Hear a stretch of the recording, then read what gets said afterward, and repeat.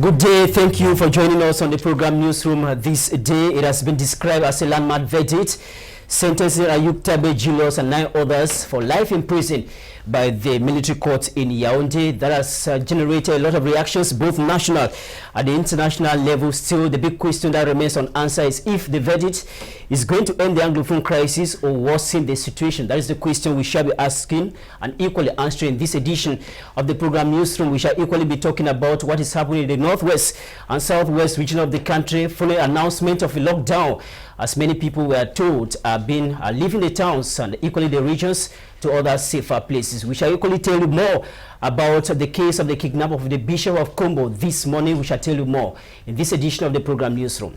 I am Dominic NEWSROOM. Stay with us.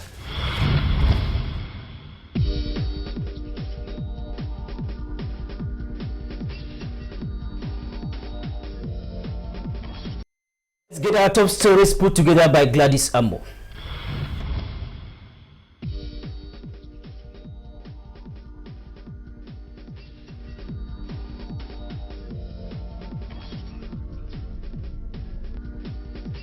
Cameroonians and the world over woke up Tuesday, August 20th, 2019 to learn of a landmark verdict handed down by Yaoundé Military Tribunal. The court sentenced Sisiku AFRIK Julius and 9 other interim leaders of Ambazonian Republic to life in prison. The court found them guilty of terrorism, attempt to destabilize the state, rebellion, amongst others. Besides staying behind bars for the rest of their lives, the Ambazonian leaders had to pay a total of 262.5 billion CFA francs. The verdict in itself, some pundits say, is nothing but the spillover effects in the ongoing crisis is what is not funny. In this edition of the program Newsroom, panelists examine the trial, judgment, and effects of the sentence both at the national and international scene. Cameroon gets to another level of maintaining security throughout the national territory. National Command Center of Video Surveillance Burundi this week. The center has planted 2,000 cameras already, according to the Delegate General of National Security, Martin Bargangeli. 7,000 other cameras will be installed in the months ahead. The center is to track down all criminals threatening the security of the country. PM John Gute says the cameras can function for 48 hours without electricity.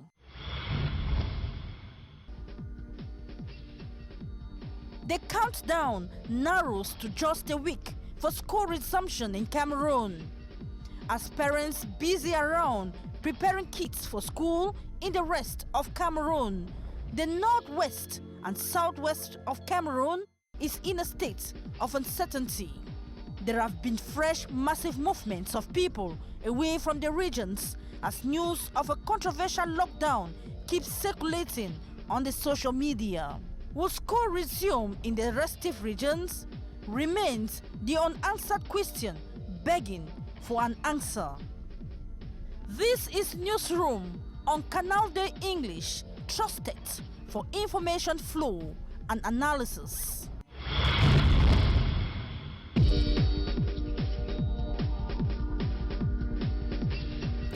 Thank you so much, Gladys Ambo, for putting together what I've been making news in the country this week. Time for us to welcome our guest.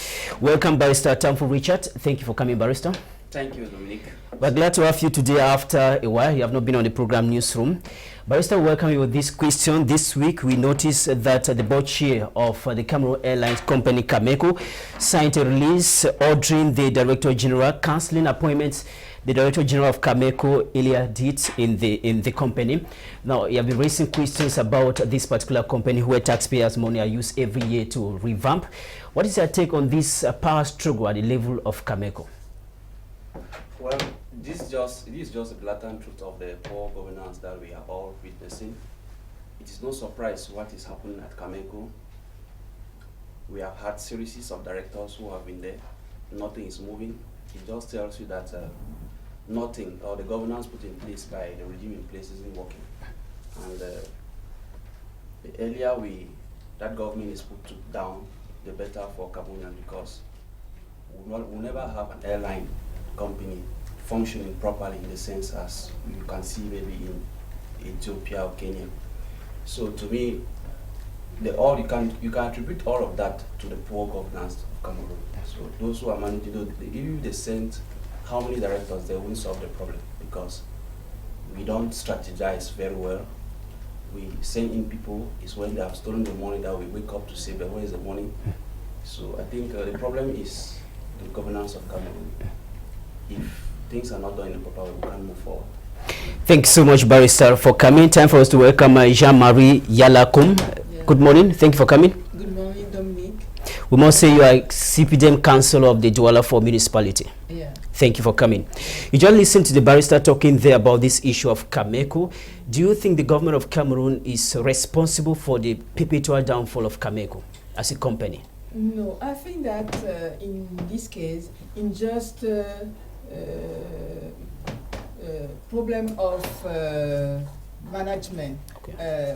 When I say management, is that the president of the PCA can... The board chair. Yeah, the board chair can communicate with the manager, general manager. And the fact is that this letter is, we take it like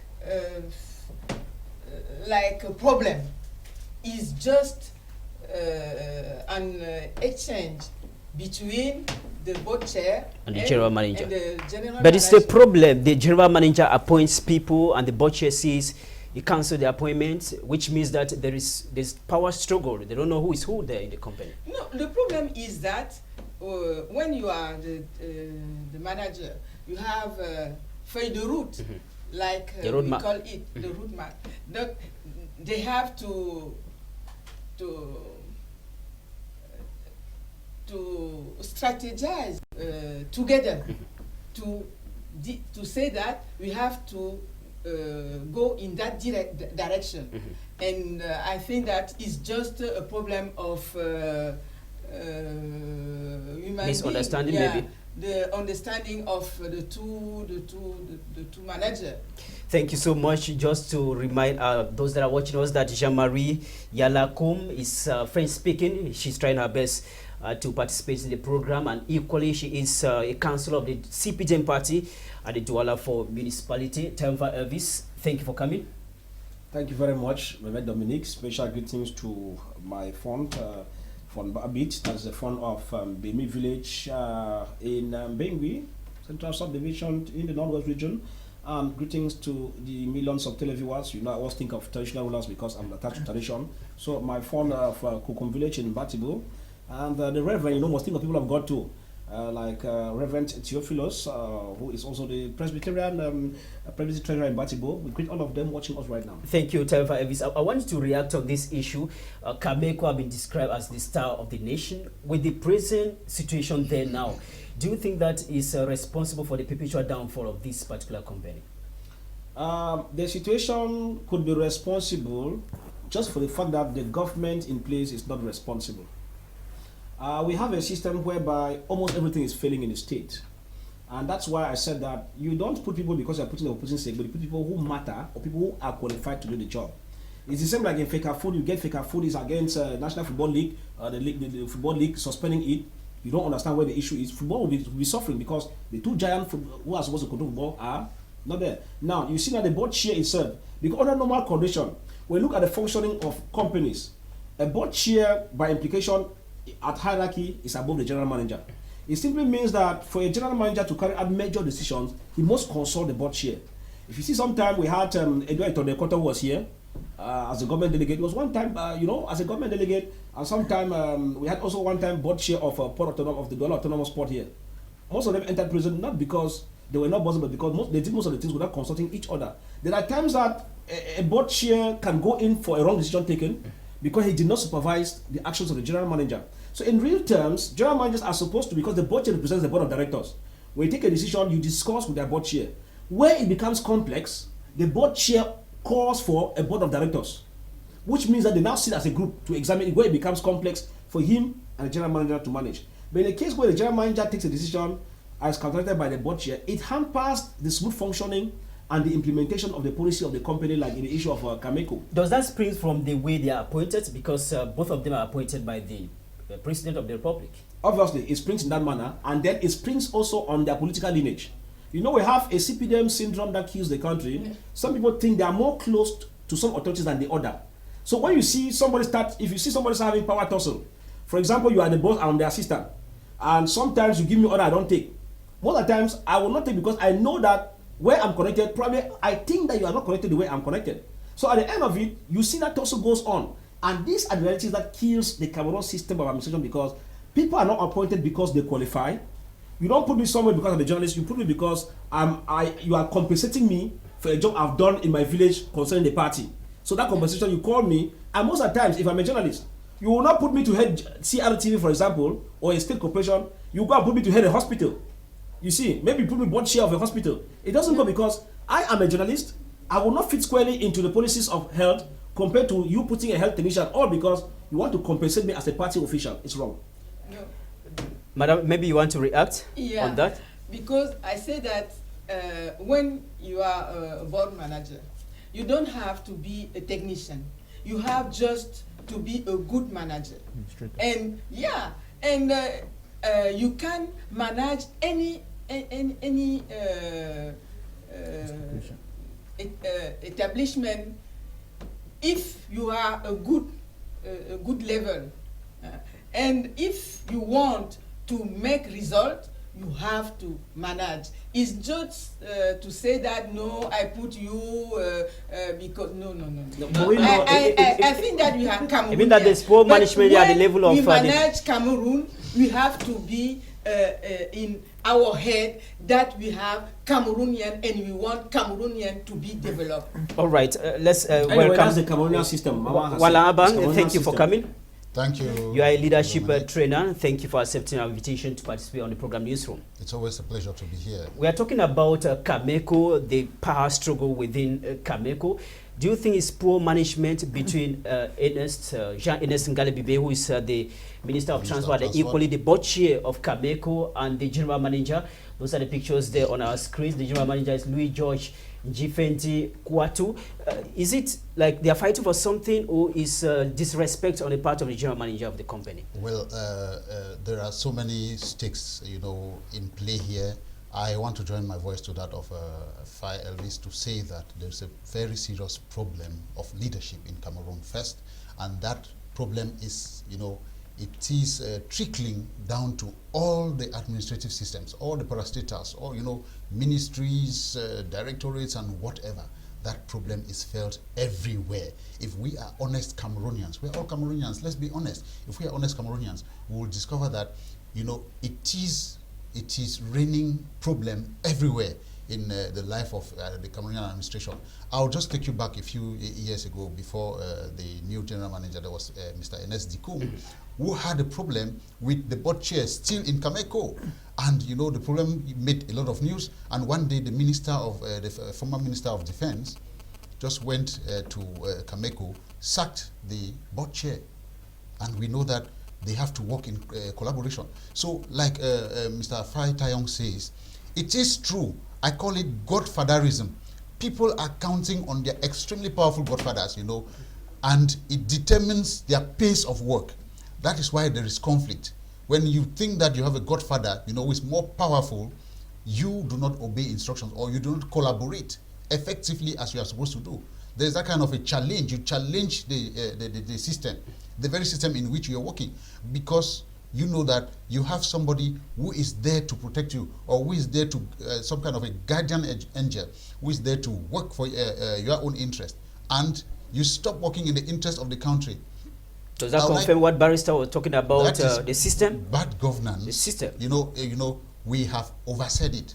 over and over again. The problem of bad governance is rocking this country and crippling every sector, politically, economically, socially, you know, I mean, at the level of morals. It is terrible.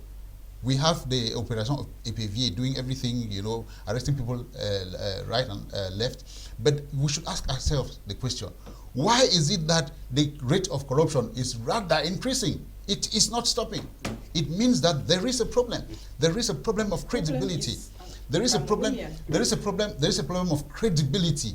Okay, not a single institution is credible again. And I say it.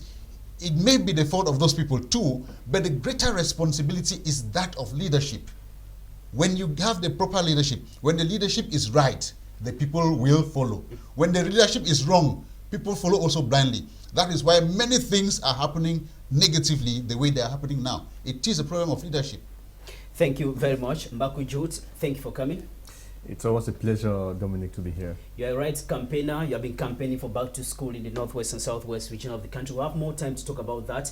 But let's find out from you this power struggle within Cameco. Many people expected that with the general manager being a Cameroonian and equally the board chair being a Cameroonian, the situation will be better, because they accused that when foreigners were general managers, it wasn't really moving well at the level of the company. What do you think is causing the problem today again? Well, I want me to really belabor the point which our fellow panelists have said, but if I would just add something, I would say the general manager or directors, such directors, they are the technical stakeholders of every company. By what Mal said earlier, the board chair, you come in, it does not matter. The board chair is somebody like a human resource manager, if I can put it that way, in a larger context, where you manage human and you manage a personnel on daily basis. On daily, as compared to not really on daily basis. You manage the manager manages on daily basis, but the board chair is there to take general decisions, even if you are not technical in that aspect. Okay. So you are more of a leader. So it does not matter if the board chair. That's why you see Bibi here left from basic for some secondary education and over to transport. It has, those two have no link. But the leadership in him, is he able to coordinate activities and take right decisions so that the technical team now that is led by that general manager can work conveniently? But that is where now the problem comes in with the hands of politics. When you have the political hand that surpasses competence, it becomes a problem. It's going back to leadership. It's going back to the structure of governance we have in the country, like every other person is saying. The minister who is the board chair, obviously, you shouldn't take decisions. They are the ones who take decisions. We see even in credit unions, things like that do happen. When you employ, because the general manager is the employee to the board chair. Okay. Yes. The board chair is supposed to take decisions. You implement those decisions.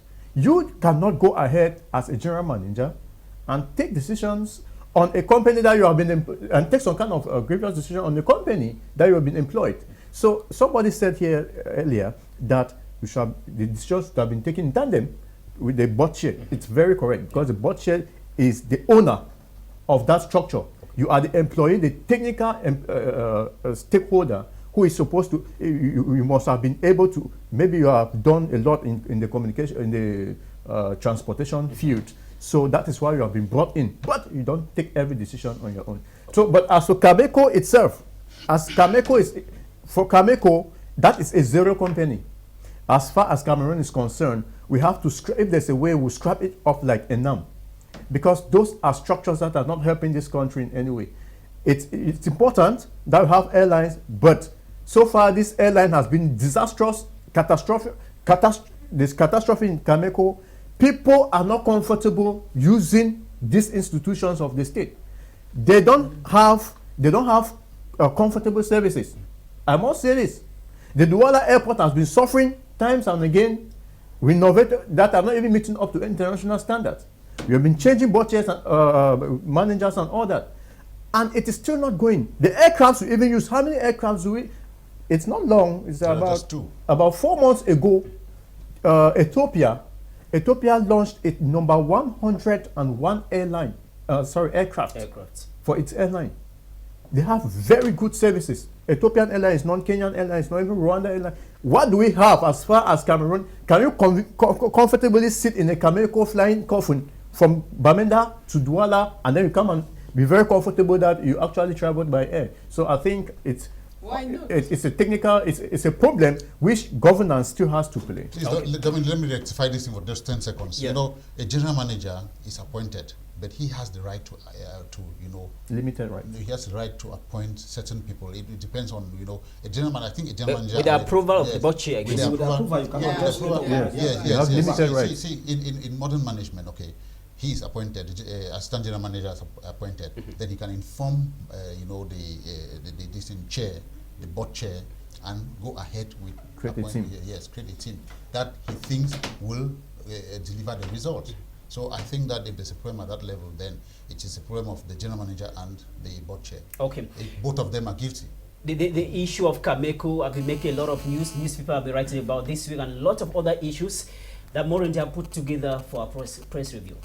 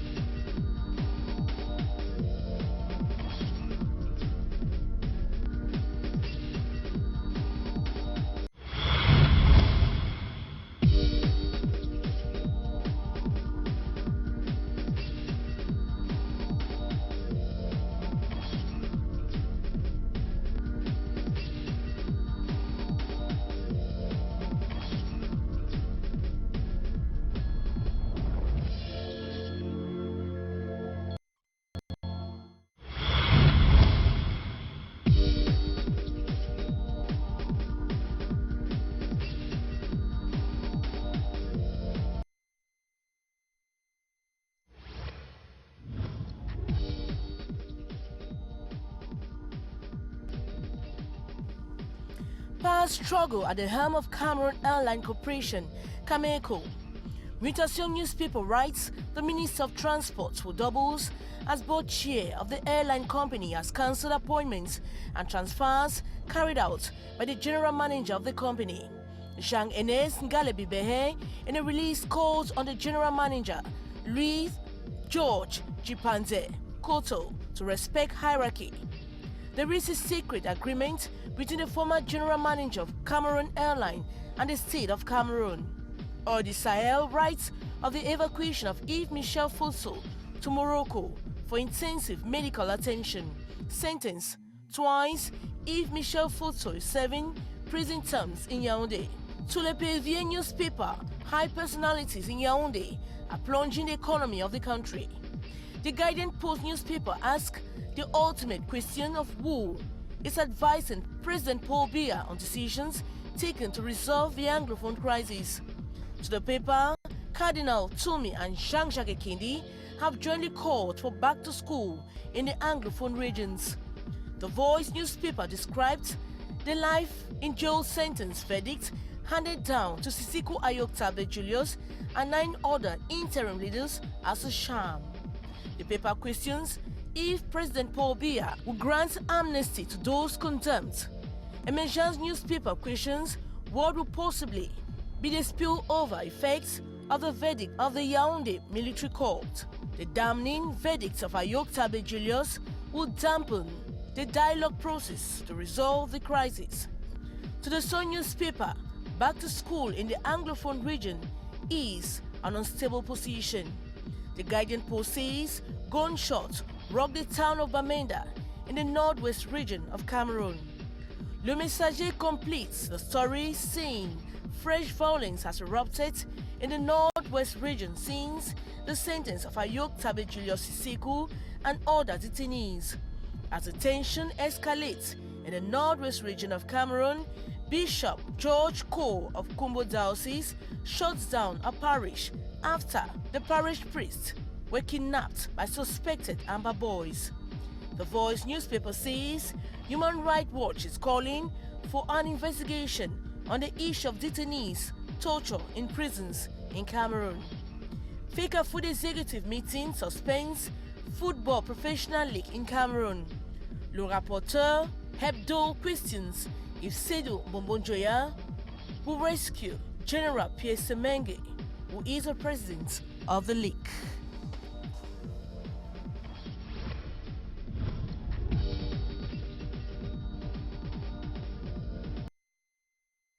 Thank you so much, Morende, for putting together what newspapers have been writing about this week. We'll be talking about the sentences of AFRIK-CINEMA-TV, Gilos, and others just in a jiffy. Time for us to go over to the northwest region of the country to meet Anyi Collins, that is standing on the line to tell us what is happening in Bamenda today. Good afternoon, Anyi Collins.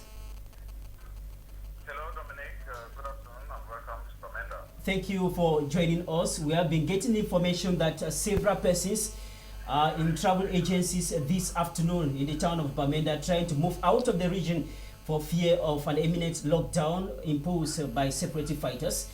Can you confirm that? Yes, Dominic, the population of Bamenda have been emptying themselves out of the northwest regional capital in particular, and of course, what happens in Bamenda is just a summary of what is happening in the rest of the northwest region, given that Bamenda has the main routes in and out of the north region. The other sub-routes, but the main one is the one that passes through Bamenda. So many of these people have been leaving the villages, the subdivisions, the divisions, and then to Bamenda, and to travel out of the northwest region as a whole. This morning I've been to some travel agencies, and there was an influx, I repeat, an influx of people who are making their way out of the region. In fact, travel agencies have virtually run out of buses to transport the thousands of people who are soliciting and have been soliciting their services for some time now. And there are even some people still stranded at travel agencies who have already paid money, and the buses are not available, meaning that the buses have to take them to carry those who have already had the chance of securing places in the buses to go out of the region and then to make, a U-turn to the dwellers, the Bafusams, the Buddhas, the Changs, the Yaoundés, and so on, then to come back before picking those who have already paid, have tickets in their hands, and still do not have the chance to travel. So it's a reality. You're asking me if I can confirm it. I can confirm it 100% because of the overwhelming nature at which travel agencies have been working for some days now, and especially today. Tomorrow is the last day. Tomorrow Sunday is the last day, given that Monday is the usual ghost town day in the northwest region, and even if the lockdown will not begin on Monday or Tuesday as it continues, but at least Monday is another day of the usual ghost town, and so people want to meet before the unpredicted or before the unexpected happens. So they have been leaving students, parents,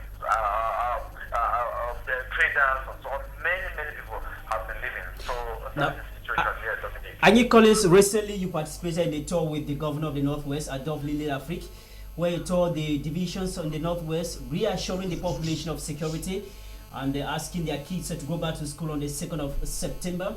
What are the authorities in Bamenda or in the Northwest saying concerning this massive movement of persons leaving the division or leaving the region to other regions in the country? Well, no authority has been able to say anything as of now. But while at the travel agencies, we have been seeing the security forces driving past to and fro, up and down, and nobody is anything. Of course, the security forces are there for the aspect of security, and if somebody has to say something, it's the administration. Until now, the administration has not said anything. The only visitor has appeared on the various social media platforms the communique from the senior divisional officer for MESAM, who has sent out the communique stating that people should not, convention riders in particular, that they should conform with the engagement that they took with the Minister of Territorial Administration to be in possession of their motorcycle documents, their operational documents and other requirements. They stated that there shouldn't be more than one person, more than one passenger on the bike, that is the rider plus one passenger. Because I think the senior divisional officer will believe that when there are when there is more than one person on a bike, that would mean that maybe the person sitting in the middle has been kidnapped and is taken to an unknown destination. Okay. And, yes. Thank you so much, Anyi Collins. You are still with us in the course of the program Newsroom. We will probably come back to you if there is anything happening in Bamenda away from what you have just told us now. Thank you so much, Anyi Collins. Okay, thank you, Dominic. Over.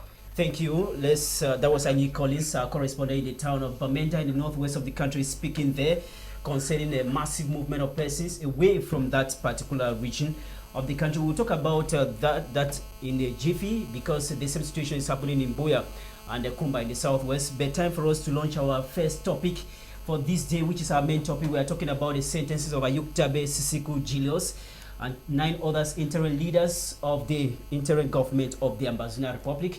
They were slammed life jail sentence at the Yaoundé military court. That was on the 20th of August this year, and to pay a sum of 262.5 billion francs CFA as fines to the government of the country.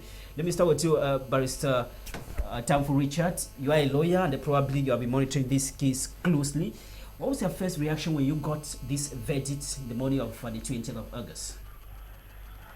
Well, it was very sad, because when you witness all what transpired during the trial as a lawyer, you can't feel comfortable, because you don't have any sense of feeling that that trial was fair. You see, these people were sentenced without even the presence of their lawyers. And from the very beginning of this case, we the lawyers, we have tried in our own possible best to put in place the applications of the Criminal Procedure Code, but the judges have not given us the opportunity to demonstrate to exercise our duty or our work. So you see that we have on several occasions moved out or protesting out from the courtroom, because the judges don't want to apply what is stated in the Criminal Procedure Code, or putting in place the international instruments we have all ratified and signed. These are civilians which we all know are standing before a military tribunal, of which Cameroon has ratified a lot of international treaties and conventions, which does not warrant them to be there. Lawyers will raise objections as to violations or gross violations of provision of the Criminal Procedure Code. Nothing is being done. The last hearing that followed their sentence, we the lawyers had a preliminary objection that was recusing that judge. The judge decided to entertain the matter. Lieutenant Colonel John Jacques. We decided to move out, that we will not sit there and witness such gross violations. That's a trial that took more than 15 hours. You see that it can't be fair. So it's really sad, and I would like to add that this sentence has instead come to aggravate the Anglophone crisis. Yes, we'll come to see the implications of the sentence of Ayuktabe Julius on the Anglophone crisis. Madam, let me find out from you, after the sentence of Ayuktabe Julius and others, several political parties have been reacting. I've not seen any reaction coming from your party, the CPDM party. What is the reaction of your party following this sentence? The reaction is the reaction of, I don't give you the reaction of CPDM. I give you the reaction like citizen. And equally a militant of the CPDM. Yeah, I'm militant of CPDM. Yeah. But I want to speak in French, please, because you'll be mixing the two. Yeah, in the course. I mixed. Le problème dont il est question aujourd'hui, voilà un cas où des gens ont délibérément décidé d'enfreindre la loi. Premièrement, notre constitution, le préambule de notre constitution dit que le Cameroun, et l'article même premier du premier titre dit que le Cameroun est un et indivisible. Voilà des gens qui vont donc dire qu'ils font sécession. Donc en ce temps-là, ils deviennent des ennemis du Cameroun. Et quand ils vont donc devant la barre, comme le barista a dit, ils décident de se moquer de la justice. Et nous savons que la justice est dite au nom du peuple camerounais. C'est l'article 37 de la Constitution. Donc c'est nous tous les Camerounais qui, à travers les juges, disons la loi. Et voilà donc des gens qui arrivent, qui chantent, qui troublent l'audience. Est-ce que c'est normal? Quand vous êtes devant les juges, vous devez avoir un certain comportement. Vous devez respecter la loi. Alors ils viennent, ils troublent et ils ne veulent même pas que la loi soit dite. Vous avez dit tout à l'heure qu'ils ont recusé le juge. C'est la énième fois qu'ils recusent le juge. Ce jugement a été rendu. Hein? Ils ne peuvent plus, devant la même juridiction, venir dire que non, on a recusé le juge. Puisque le juge, on a rejeté cette récusation. Donc, moi, j'ai dit, voilà une décision de justice qui concerne tous les Camerounais. Parce que quand on est Camerounais et que nous avons voté notre constitution, donc le Cameroun est un et indivisible. So do you approve of that verdict given by the Yaoundé military court? Yeah, I approved it. Okay. I approved it. All right. Thank you so much. Maybe Barrister, you want to say something before we get to Madame, time? vous parlez très bien. Je vais parler en français pour que vous me compreniez. No, in English, Barrister says because she understands very well.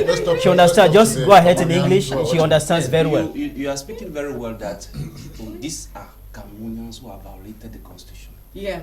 You recall me that when this crisis all started, yeah, these people who were benefiting from special status because some were refugees, some were asylum seekers under the protection of international law. Your country, Cameroon, who is saying that you respect the constitution, you went to Nigeria and you kidnapped them.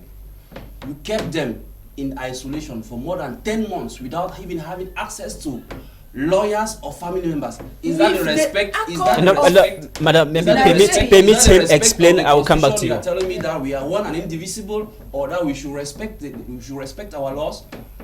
Yeah. Madam, tell me. Yeah. They appeared before the military court and they openly told the judge that we are asylum seekers, we are refugees, we are not Cameroonians. Why? We are civilians. If you are not Cameroonian, why you attack Cameroon? Madam, not Cameroonian. You have to go. Madam Marie Yala, we do it. Why you attack when you are? Madam, we do it in a coordinated way, Barrister. Madam, we do it in a coordinated way so that those watching us should understand what we are saying here. Yeah. Can you tell us if the government of the country respected the law when they took Ayuk Tabe and others from Nigeria to Cameroon? Was the law respected? Yeah, because it is a convention between Cameroon and Nigeria. Because when we go to Nigeria, we go with the accord of the government of Nigeria. And it's the government of Nigeria would say that this is a Cameroonian. I don't want it in my country. Do you think an agreement between Nigeria and Cameroon surpasses an international convention? Yeah, you know, I don't want why Cameroonians want every time to appeal international convention. We are Cameroonian. When I am in my house, when you come to attack me in my house, and I will defend myself. You call it. Amazonia is defending themselves too. Yes. Where is Amazonia? Amazonia is where? Okay. In Cameroon. We'll come back to you. Time for Elvis. We are talking about. We are talking about the verdict of the Yaoundé military court on Ayuk Tabe and others. When you got the information about their sentence to life in prison, what was your first reaction given the present context in which we find ourselves? The conclusion I had is that the government is not willing to engage into meaningful dialogue, as many have been clamoring, including international bodies, including you and I'm sure even including Madam. And I'm sure you would have loved dialogue to Madam, I think so. Just like I. Because when a military man is killed, it's our son. If an armed fighter is killed, it's our son. Yeah. If a mother going to the farm... Cameroonian, I don't want... No, I'm coming. Ambaza. No, I said our son. Ambaza, no. I'm talking as you as a mother. Yeah. Leave Cameroon aside. Yeah. Because the context of Cameroon is what we allow the killings to go on. Yeah. If you consider this person who can be killed, maybe this person can be my son, you will not like him to be killed. If you consider this fighter who's in the bush could equally be like my own son, you will not like him. Understand what I'm saying? So let me come back to the issue here. Now, the issue here is that I received the verdict concluding that the government is not willing for meaningful dialogue. Because under conflict resolution, there is no conflict in the world whereby key players in the conflict are absent during dialogue process. If you go to Colombia, they fought civil war for 50 years. When it came for the time of dialogue, the leaders of those Colombia FARC rebels came and met the government and they were at the dialogue table. 50 years after people had died, millions of people have died in Colombia. South Sudan, the issue of Juba, Ring Marshal and the rest, they fought for some time and realized it was not going. Those who were like rebel leaders, as they call them, they all came to the table in Juba to discuss for peace process and it is moving. If you go now to the issue of Tanzania, in the Gunguru mountain, it is 1 month and 1 week ago when the government realized that the rebels were on the mountain. They kept resisting and the government was losing a lot. The government left the capital there and went to Gungura mountain, made a peace deal, and everything is settled. It's to tell you that our own decision here with Cameroon is only force. No. Now, madam, I'm coming. It's just to quarrel with the fact you said Cameroon is one indivisible, as found in the preamble. But I, sitting here, tells you I doubt that statement. Why do I doubt the statement? The people use the statement Cameroon is one indivisible to deceive us from the English-speaking part. It's a lie. Cameroon is divisible. No. Why do I say that? I'm coming, madam. Yeah. Why do I say that? When the issue of Boko Haram started, it was a national issue. Yeah. I contributed from the Northwest. Yeah. People all over contributed money to give to the military and the government over there to fight Boko Haram because it was a common enemy. Yeah. Madam, now the crisis started here. I have not heard a parliamentarian in the National Assembly from Golemunduka or from Mayotte. Yes. Yeah. Or are you from Mayor Mosala? Yeah. To start and say no, mais le Christ and the force are no frère. Pourquoi il y a la guerre là-bas? I have not heard. I'm coming, madam. Instead, they've allowed a few who are like SDF who are trying to hit hard on it. It's to tell you that if we are parliamentarians or senators, we are for everybody, for the whole country. But why should the problem be in the one part of the country? It's like no business is taking place. That's why I tell you that if this Northwest Southwest was in line with the one and indivisible, Francophones themselves in the National Assembly and the Senate should have been championing this cause. No, ils ont venu nous soutenir quand on avait la guerre au extrême nord. Pourquoi on ne peut pas? Are you getting me? Yeah. So I am just coming back to tell you that, to explain to you that I am doubting the statement because we are in a cross section whereby lives are being lost. Even a mother who sells oranges and vegetables at Bonaberi Market, Marché Mbopi, no longer goes to buy those things in the Southwest. It means that while some of you think that it is a problem that can be taken for lightly, no. So I'm just letting you know that it is now affecting the national territory. I am sure you are not happy when you see, if you have your house and you see strange faces passing around, because they are what we call déplacés in French. Yeah. And it's dangerous because they can one day become thieves because they want to survive. But if we had made the environment enabling for them to stay where they are and not and looking for food, I'm sure we'll not be where we are. So it's a problem, madam. Thank you, Tayo. Mr. Walang, we're talking about this verdict. When you got the information, what do you think can be like a spillover effect of the verdict given by the Yaoundé administration or the military court in Yaoundé? We already have the spillover effect. You know, the secessionists have declared a 3-week lockdown, and you have people who are, you know, the reporter from Bamenda just said it, that, you know, travel agencies do not even have buses to transfer people or to transfer people from the Northwest region to other regions in Cameroon. That's the French-speaking regions. So the spillover effects are already there. People have continued to die, and people will continue to die because of that verdict. But I would like to take, with your permission, you know, to clarify the viewers, especially the Francophone viewers of this country, who do not know the history of this country, that there were two things to come together in 1961. Il y avait deux pays No, different. I'm coming. Cameroon. I'm coming.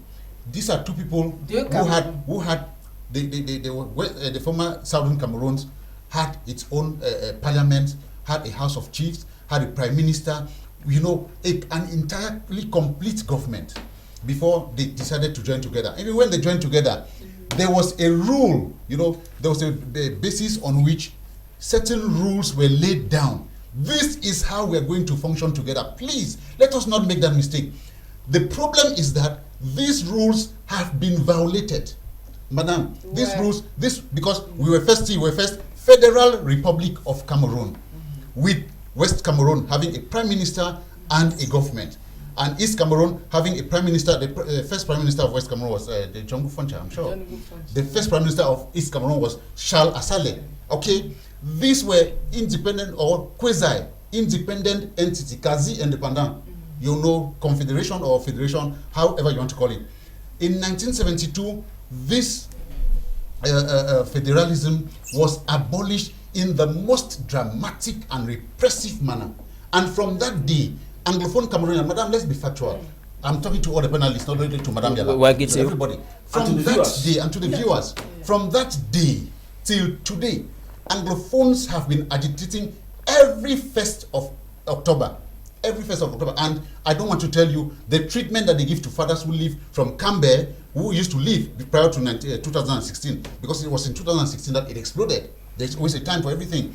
You don't want to hear the treatment that was given to fathers who came from Cambe, who came from Bamenda, and Manfi, many of those towns in Anglophones, to come and march from mile 17, Motor Park, to class quarters.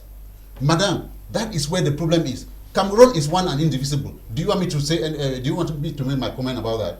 Yes. No, my comment is this. My comment is yes. Briefly, you understand? My comment is yes. It is one and indivisible, but the basis of the union of two separate entities should be revisited, because Federal Republic of Cameroon is one Cameroon. It was not two. It was not 10 Cameroons. No. You understand? So where did we come about with United Republic of Cameroon and then Republic of Cameroon? It means that the people who perpetrated this act are the ones who divided Cameroon. Thank you very much. Just to remind those that are watching us, that Newsroom is monitoring activities in Kumbo, where the Bishop of Kumbo, George Nko, was kidnapped this morning. We are getting information that church bells have been ringing there, and the Christians have been gathering in the parish to make sure, fighting to see where their bishop have been taken to. We shall keep you informed as the development the issue developed there in Kumbo, in the northwest region of the country. Bishop George Nko of Kumbo Diocese kidnapped early this morning. Mbaku Jude, you are a right campaigner. Since the beginning of about 3 months now, you have been campaigning for back to school in the northwest and southwest regions of the country. When you got this verdict, did you in any way think that the verdict is frustrating your activity of campaigning for back to school? I have been campaigning for the rights of education for children, not for back to school per se. Okay. Because when I say back to school, it will mean that I'm on a frantic effort, like government, okay, to ensure that children must be in school in September. That's not my mission. Okay. Whether in September or in October or in January, let the right of education of the children be met. So I am actually for education of the children, not on a frantic campaign, as if to say that people must die, we must walk on corpse to go to the classroom.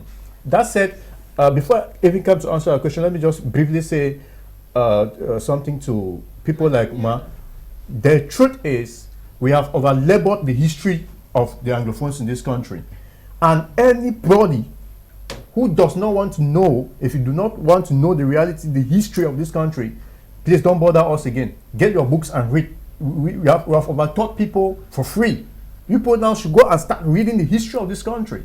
Because the Federal Constitution of Cameroon, it stated, I've forgotten the article, but it stated somewhere, I've come across it, where it stated that nobody was supposed to change that Federal Constitution for no reason. It is a violation that I'm talking in the presence of a lawyer. I don't know any other further conference that was held in the presence of Anglophones to maliciously thwart that constitution, that Federal Constitution, to favor the United Republic of Cameroon and subsequently Republic of Cameroon. So it is a violation which Anglophones were absorbed into this system. And we keep telling the Francophone, you are nodding your head in denial because you don't know the reality. Get history books and read about it.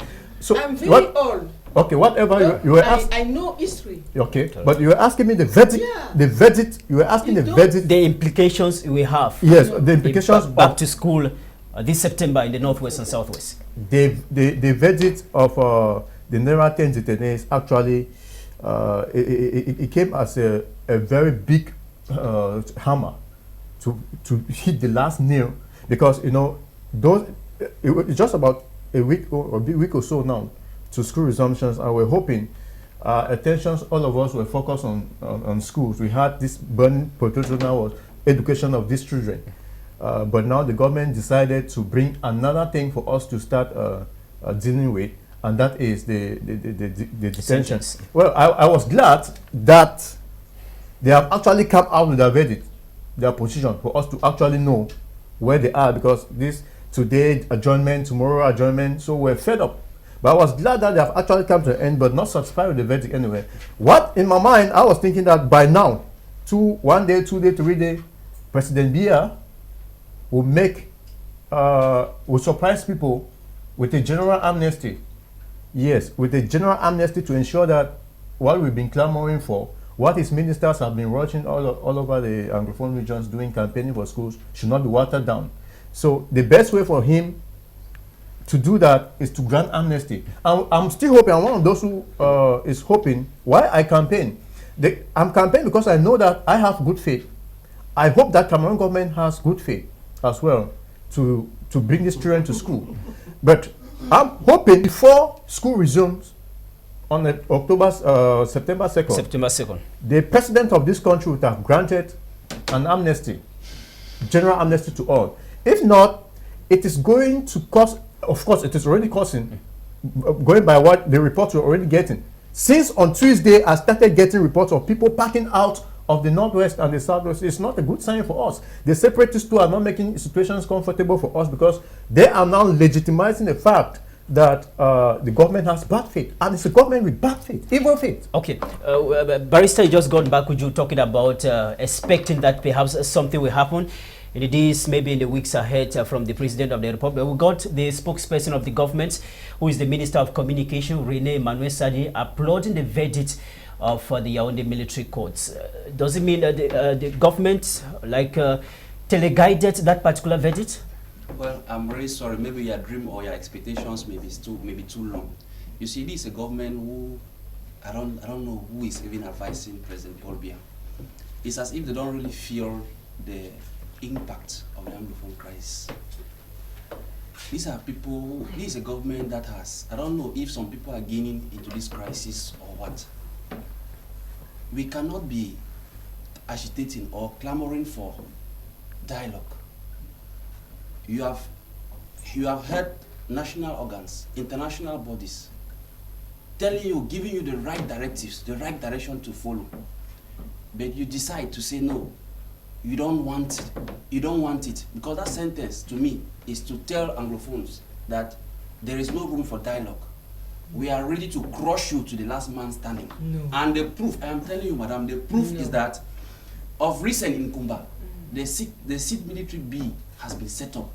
So separatists should stand up, and they know that it won't be an easy war. That's why I see people are running. So instead of bringing in peace, people who are behind the head of state or advising him and not telling him the truth, they are gaining into this crisis, and that's why they keep on fueling the crisis. So to me, the dream of back to school is far long. It is not even near, because this sentence has demonstrated to me that let's forget about dialogue. Maybe the separatists should rethink on how to stand the fight or withstand it. The civil society should look for a safer place to go. If they think that going to the Douala is safe, they should go. Tell me, at the end of the day, we are saying children should go to school. You don't create an enabling environment for security.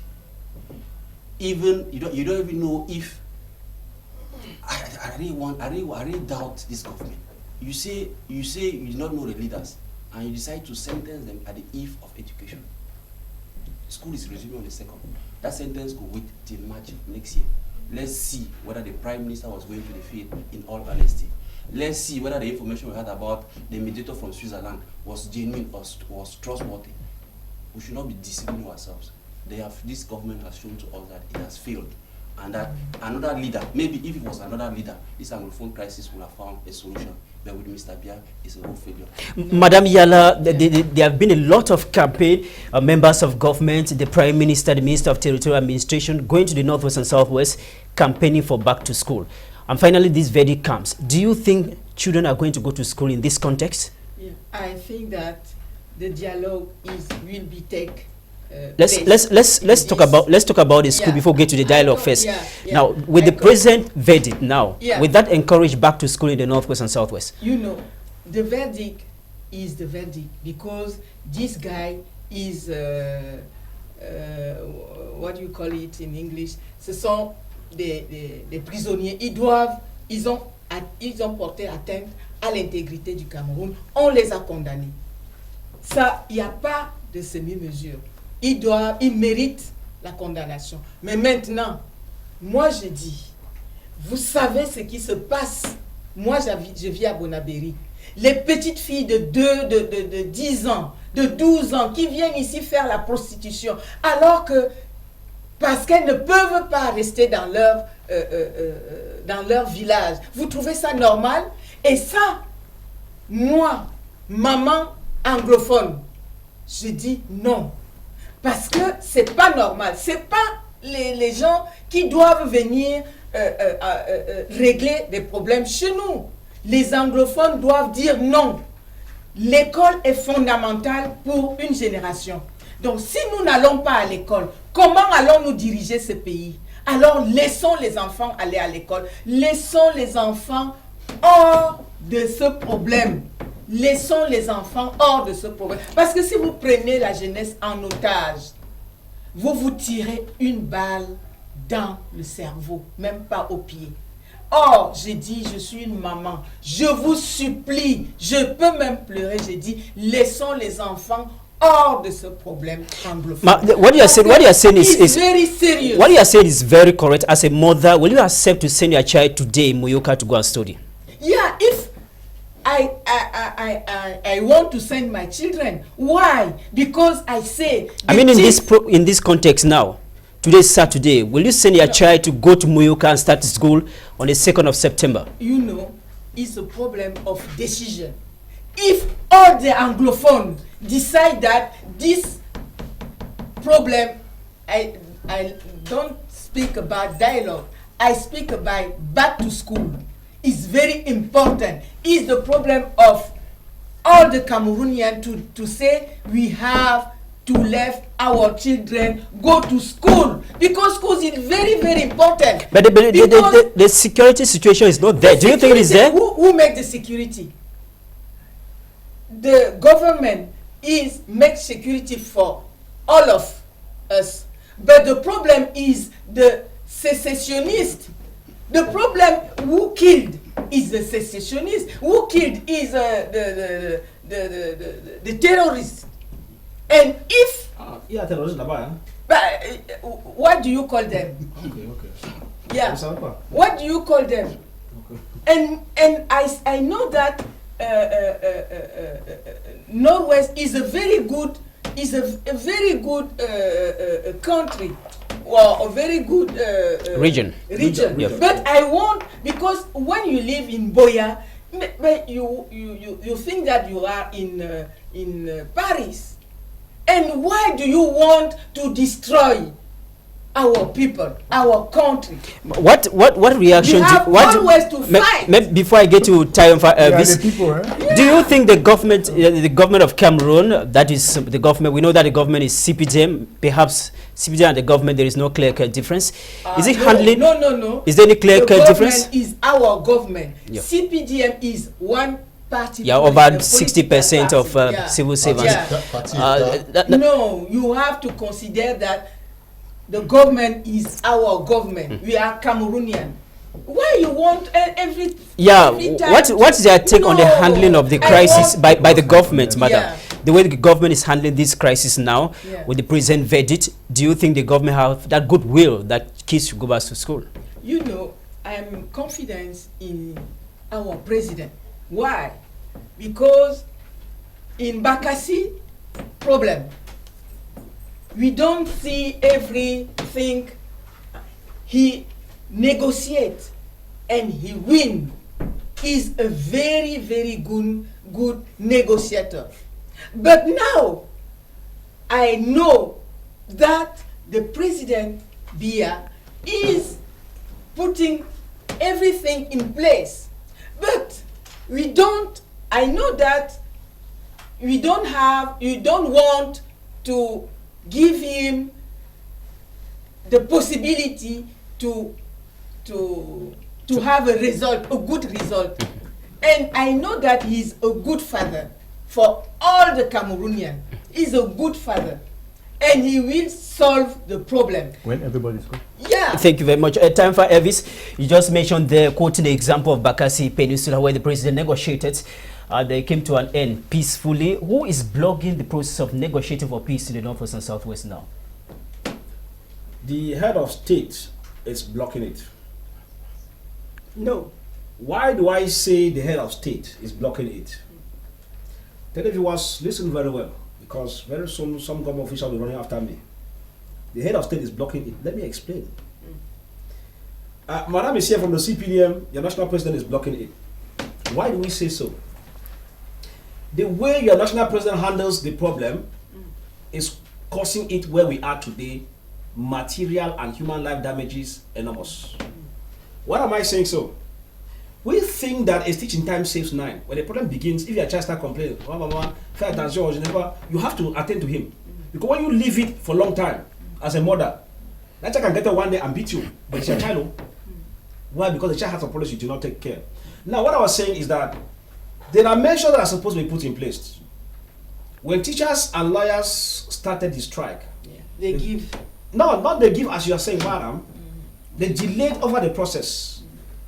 And then later they banned the consortium that was made up of lawyers and teachers. That was dialoguing. Arrested some. Others escaped. It is when they escaped and went some to Nigeria, that's when another phase of the revolution started. Madam, you know the history. Yeah. This is Cameroon, as you say, it's Cameroon. Yeah. Okay. I'm very old. Good. I am coming. Yeah. So what I'm saying here is that in the present scenario, your national president is not putting the right people at the right place to handle the problem. Another point, you know there was recent shooting in America, in a school in America. Your national president sent condolence to the president, Donald Trump. People are dying here. We have condolence sending over. When Notre Dame was set ablaze in France or got on flames, most of the French African countries contributed, and we had sympathies directed from Cameroon sending over. When we are not attending to our own, I am coming, madam. Some cried. Now, some even cried. When we are here, people are dying. So what I'm saying is this. Every day. No, I'm coming, madam. Say the condolence of president. No, I'm coming, madam. What I'm saying is that you could send condolence to somebody, but no way all hands on fire. Are you with me?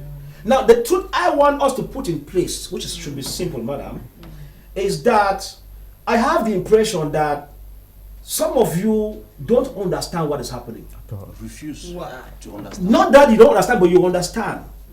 Because when you talk about the issue of the crisis on the ground, I think we just ask whether you say your problem is back to school. And I ask you, is it better to stay with a child who has not gone to school, or that to have a PhD student shot and killed by exchange of bullet? I'm not calling anybody's name. It could be exchange of bullet when the military is fighting with the fighters. You get the point. So what are we saying? Our own focus has been that the environment should be conducive. We ask you a question here. Can you send your child to Moyoka to study? Let me tell you why the issue is a problem before school. You put school first. I put security first. Because I come from the area. Now, madam, is it normal that I am a governor? I go to campaign back to school with CPDM officials. We are in armored cars. But we don't blend it. Bulletproofs, and we are going. You are not asking us that if you come in this manner, you come back.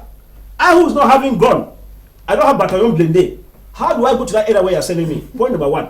Madam, I'm coming. Point number two. You should be able to ask your party officials whether more than 200 villages have they been set ablaze on fire from Kwakwa, all those areas, northwest. I mean houses. Because the military will burn, for example, saying that Amba fighters are in the houses, right? On the other hand, too, I'm coming, madam. On the other hand, if Amba fighters suspect a building or some owned by maybe CPD militants, they go and burn. I mean houses. It's vice versa. I'm coming, madam. We are Cameroonian. So why am I saying no? Leave that issue of Cameroonian. You're saying Forget about Cameroonian issue. What's Cameroonian? Now, what I'm saying is that, madam, what I'm saying is that I want you to understand the reality. Listen the issue. It would be good if you tell your party officials in Yaoundé. I'm coming, madam. If you can help us, because you'll be helping me and the people in that area, to tell your party officials in Yaoundé that l'affaire est sérieux. Essayez d'arranger.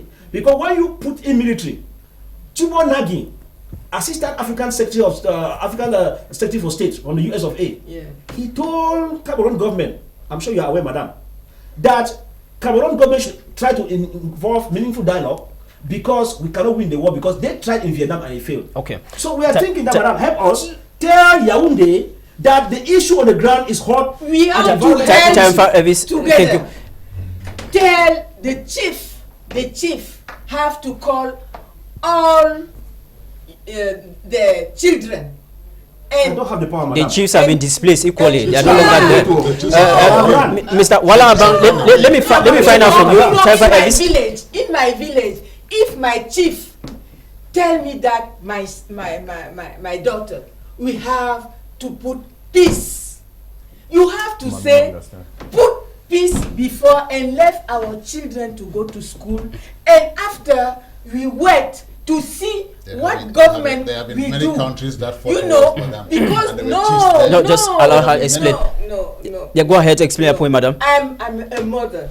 Yes. And I want to see Bamenda, Boya, Muyuka, Kumba in peace because I like this region.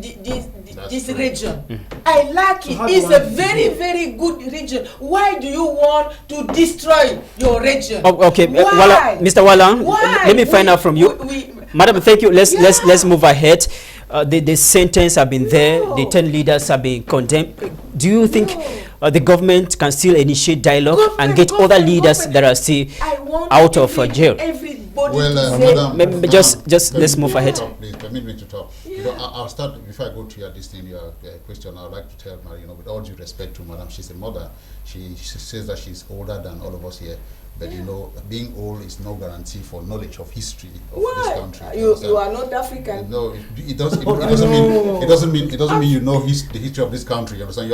We respect that. It's your age, madam. But it doesn't mean that you don't understand the history of this country. Because if truly you understood the history of this country, I am sure that your rhetoric, your talking would have been a little different. Now, to your question, that do I think that the release, the detention of these people, will lead to or help in the the organization of dialogue? I think that the answer is no. The answer is a very big no. Barrister has said it, and he was saying very subtly, mildly. Okay, that's what they call the economy of war. The economy of war simply means that there are people who are making huge benefits in terms of war. Till today, I have not identified those people. But to please, madam, like Mr. Fai is saying, that people are in both camps. In the camp of the government and in the camp of the Amazonian fighters, okay, who are making enormous profits from this war, okay. And these people, their greatest enemy is that dialogue that we're talking about. That is why Sisiko Ayuktabe and 9 others have been sentenced to life imprisonment to instigate more violence, to instigate to kind of prick the people who are on the field. They know that these are very intelligent people. I've made it very clear. They know, they anticipate the reaction of the separatist fighters. They are not terrorists. They are separatists. Their secessionist tendencies are everywhere, even in what the so-called developed world. So they are separatist fighters, not terrorists. So the people who are, the people who are building the block there at that level, they are very intelligent, hyper intelligent, to their own advantage, not to the general good of Cameroon, because we are all Cameroonians, madam. But there are people who will not there are people who will want many millions to be killed so that money enters their pockets. Exactly. And that is what is happening at this level. So to answer your question, this is not going to favor the dialogue, because the very enemies of dialogue are in both the government's camp and in the secessionist camp. When can we strategize to go ahead? We all want peace. Let me answer the question quickly. We have to strategize. right? Cameroon has a government. The government has its responsibility. Okay, it has the greater power. If you hear civil society organizations talking in Cameroon, right, the first message goes to the government. They say the government should take its responsibility and call for dialogue. Then the lower party, because any camp that is fighting to secede from a country, okay, is always the disfavored camp, the camp that feels marginalized, the minority. You know, it's on tout petit. Okay. Nous, la majorité, nous voulons la paix. C'est pour ça que je dis aujourd'hui, moi je veux que toutes les femmes du nord-ouest et du sud-ouest que je connais très, parce que moi j'ai été dans les ONG, je sais que ces femmes sont sorties massivement. Elles sont sorties, mais ça ne suffit pas parce que c'est vous les hommes, nous les femmes, nous avons derrière nous nos enfants, nos maris, nos deuxièmes bureaux. Nous devons tous vous tenir pour dire que nous voulons la paix. Do you think if they do that, your president will, the president of Cameroon is going to listen to them? Yeah. If the women, you say that women decide, even God decided it. Mbakuju, when you read the communique from the Minister of Communication, that is Rene Emmanuel Sadi, talking about the independence of the military courts, do you believe that the verdict is that of the military court or is politically motivated? Before answering that, let me iron this issue out before it escapes my mind. You talk about Bakassi. Yeah. Bakassi verdict was in 2002 or so. And within the Bakassi crisis between Cameroon and Nigeria, these were two parties, but we understand that Nigeria had an upper edge over Cameroon because Nigeria had a stronger army over Cameroon. No. Now, listen. You can say that. Listen, let me land. Permit him to explain. We'll give you the time to react on that. You can say that. Madam Yala, just permit him to explain. We'll come back to you. No. This is the attitude that will not permit or said here. Let me land. Go ahead. When the verdict was came out in 2002 with Kofi Annan, Nigeria has a stronger economy than Cameroon. It can fund a war against Cameroon and sustain it right through to the end. Yeah. But Obasanjo, being the leader that he is, opted to go to listen to the international court on what solution they could take. So what I'm struggling to iron out is that there is a way of solving problem without necessarily without military. And this one that even has to do with the so-called we are Cameroon and indivisible. Yes. That is more reason why President Biya, for 37 years at that throne in Etudi, would have been so reasonable enough with this francophone-led regime to come to reason that these are the people we call one and indivisible brothers. We must not use military on them. That is an evil thing that even God sits up there and will declare a judgment on the last day on them. I'm not saying this with any sympathy. Because if they could do that for Nigeria, it is so bad. If Nigeria wanted to crush Cameroon over Bakassi, Nigeria was stronger than Nigeria. Just a belligerent country. Come back to the question I asked you now about and dialogue. Secession is. Please, madam, let's go orderly. Mbakujut, what is your reaction to the independent nature of the judiciary as stated by the Minister of Communication? Unfortunately, we would have thought that when the decision came, when that verdict even came out, and we're crying about back to school, some people said that the court has nothing to do with government decision on back to school. But on a normal situation, we would have thought that the court justice is blind, and so the judiciary should be independent. Unfortunately, in Cameroon, you don't need even a toddler will tell you that the system in Cameroon is totally hijacked. The executive of this country is dictatorial. It controls the judiciary. It controls the legislature. How then do you expect the decisions that I will not take you back to what you people did in after the post-electoral petitions.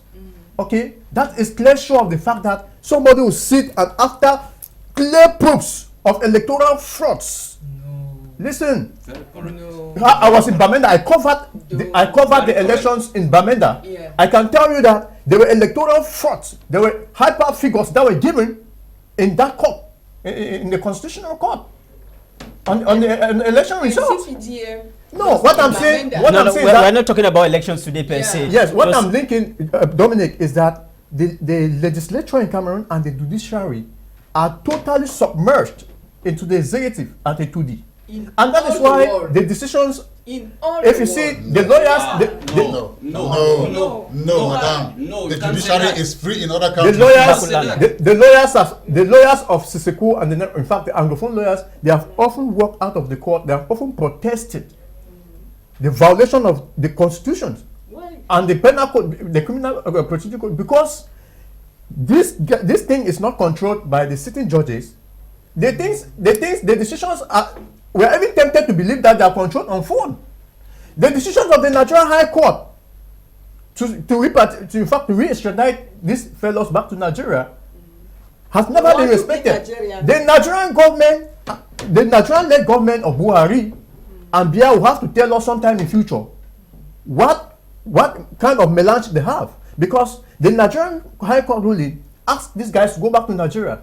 If the Cameroon court was an honorable court, send them back to Nigeria. Let them judge them there. You bring them, if the frauds are there, you bring them back in. That is how we consider an independent judicial system. Now, Barrister, after this verdict, what do you think can be the role of the international community at this level? Well, you know, we are into an internal crisis. I think we are free. I would not like to invite the international community to come and settle our issues. I think that this crisis, you can advise from a distance what needs to be done for peace to reign. We have said it time without number. The only responsible person, he has tried to say, the separatists are in a very few or fraction compared to the present regime. Government machinery. Good. If actually Mr. Biya was frank, sincere in resolving this crisis, I don't see whether I can't find 10 minutes on the schedule to say I want to address Cameroonians on the Anglophone crisis.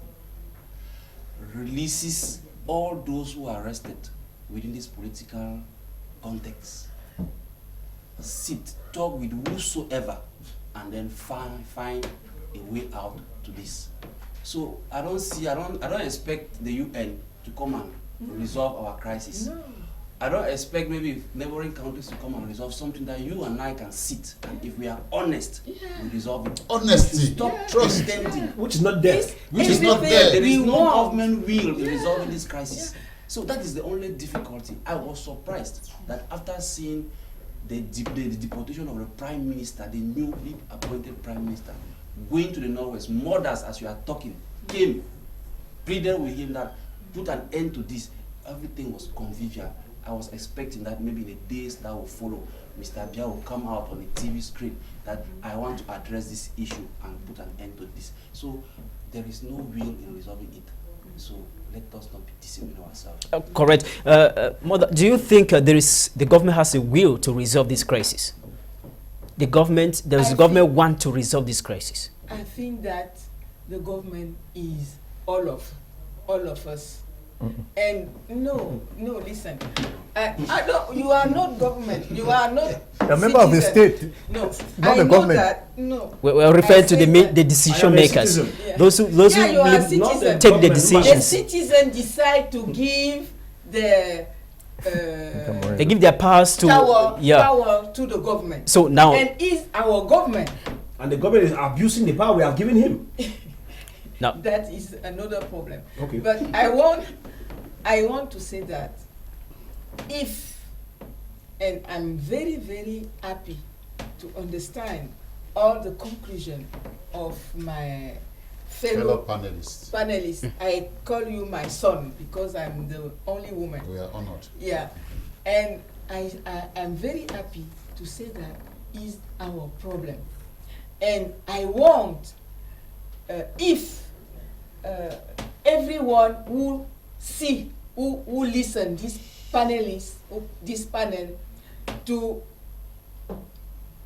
decide to go ahead of peace, even if the government and all the population of Northwest and Southwest, because it's our problem.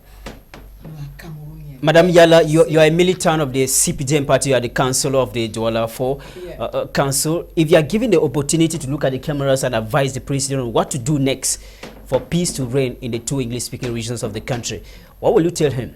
Yeah. First of all, I will want to let children go back to school. First of all, let children go back to school. Let children. But doing what? Concretely, what is he going to do concretely for the kids to go to school? Yeah. Concretely. You're talking to the president, madam. We are to the president to say to everybody that left children back to school, and all the population, the chief, the mother, and to maintain security, to left children to go to maintain security, Mama. Security from who? No, if you It's decide. government to maintain security. No, in your the house. responsibility of the government. Écoute, Oui. in your house, you can let the stoller, le voleur, venir entrer pour dire que je vais appeler la police. Tu défends d'abord, tu fermes ta porte pour que le voleur ne puisse pas entrer. Donc, c'est la responsabilité déjà des parents. Mais pas à ce niveau. Attends. Et maintenant, moi, je demande aux populations je demande aux sécessionnistes d'accepter de laisser les enfants aller à l'école. Et maintenant qu'ils ont accepté, si le 2, ils acceptent, ils demandent donc au gouvernement et à Yaoundé. Bon, maintenant, nous avons, ça c'est le premier pas, parce qu'il faut toujours faire un pas. Maintenant que les enfants vont à l'école dans la sécurité, qu'est-ce que vous nous donnez? C'est ça le problème. Il faut savoir aller en négociation. You want to go to negotiate by... It's more than that, madam. Yeah, it's you more than left. That. And the part of Boulon Koti Dila. no. Maybe we pick up from there. Let me find out from you, Mr. Wala.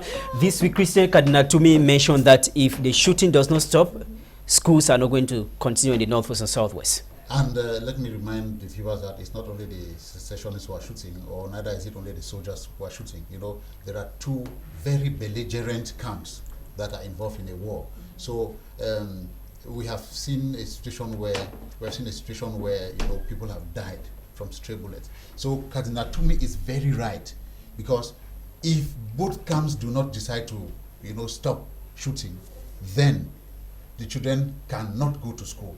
Even Mr. Mbaku's campaign that I support wholeheartedly, we recognize the importance of security, and security means no war. Both belligerent camps should stop shooting. But like I say, there is a heavier responsibility and there is a smaller responsibility. It is like in a house, you cannot give the same responsibility to the father as you give to the child. The father has a heavier responsibility in the house. If a house is going wrong, you start by asking the father. And then when you have cautioned the father, then can you go to the children and say, you see, this is your father, you have to respect him. It's not from down to up. It's always from top to bottom, madam. So the heavier responsibility falls upon the government, to manage this crisis and bring peace. The government has all the means. If we are not yet there, in a peaceful environment, if we are not yet there, the greater responsibility falls upon the government of our country. So Katina Tumi is right. If this shooting doesn't stop, then there is no way that children can go to school. Mbakuchu, let me find out from you. We listened to Anyi Collins talking about hundreds of persons leaving the northwest of the country to other safer places. Most of them are running away because a series of lockdowns have been announced by separatist fighters. What is your take on this lockdown in the northwest and southwest? The Anglophones have the right to get their voices heard in every form, be it a ghost town, be it a lockdown, total strikes, or whatever. It's a right. But where I have a problem is the gravity of the lockdowns that are usually called, and for what purpose? Who does it really serve? At the end of the day, what do we get about as a take home? Who suffers the effect more? And it's not a collateral damage, because the people who suffer on ground, they suffer more than the people who stay in Yaoundé, Douala, the administrators. So our own people suffer more. And that is why I think that if we're to call a ghost town to say that, or a lockdown to say that you want to frustrate schools, okay, maybe you do it 1 day, 2 days. I understand that, okay, this is your intention. But when you exaggerate, you exacerbate the suffering of the people. You make people instead lure them into more crimes and more trouble, because you understand that within these days, these 10 days of lockdown, 3 weeks, 2 weeks, and so on, these are the days that the highest crimes are being committed. These are the days that the Cameroonian military goes on rampage, as well as the separatist fighters. These are the days you get the highest number of people killed, because anyone you see on the street, any place that people are gathered, in fact, the recent decision of the SDO of Mezam, he's saying that you should not see 2 people on a bike. How can we live in a town where the livelihood of these young people is bike riding, and you cannot carry 2 people on a bike? I mean, these are decisions that make environment comfortable for more killings. So my problem, I don't have a problem with them, with the Anglophones, that I am one, agitating, but it is very important to mind the strategy we use, to mind what we sit in a comfortable and convivial atmosphere and proclaim over the people. Because at the end of the day, we might be struggling to save a people, and at the end of the day, killing them all. Barrister, it gives the impression that from what Mbaku is explaining, declaring ghost town and lockdown is like Anglophones are shooting themselves at the foot. Yeah, you see, the crisis is taking a transformation stage. From the beginning, you all agree with me that it was just simple manifestation where teachers and lawyers maybe went to the street and were marching. After that, when they arrested Ayub Tabe, they imposed lockdowns on every Monday or Tuesday or whenever he's going to court. Yes. Now you have passed a sentence, people have now said that extended the day is now maybe lockdown for many weeks. Lockdown about 3 weeks. So you see that Over 2 weeks. You see the crisis keeps on radicalizing people, giving people to change the tactics, and which is not benefiting to us. That is why we have been calling on an end to all this. No person will tell you that he's comfortable with this crisis. Even if the regime is more powerful than the separatists, I don't think someone is comfortable. Any normal or right-thinking person will tell you that he's comfortable with the situation. So the more we keep on dragging this crisis, that's the more you keep on radicalizing them. And they know that extending this lockdown for weeks, we are suffering. They know. See the high flow of people leaving town to other places for safety.